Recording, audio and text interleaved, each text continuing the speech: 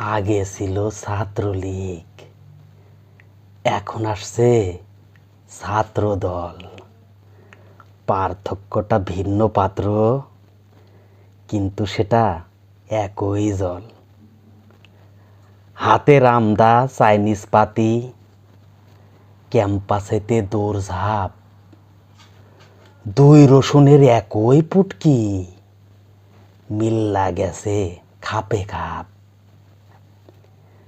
টেম্পু stand দখলদারি, চাঁদাবাজির কারসাজি, এক দায়িত্ব আরেক কাঁধে, পকেট তোরা ভরাজি। বুঝা গেছে এরাও যাবে সোজাসুজি মায়ের ভোগ।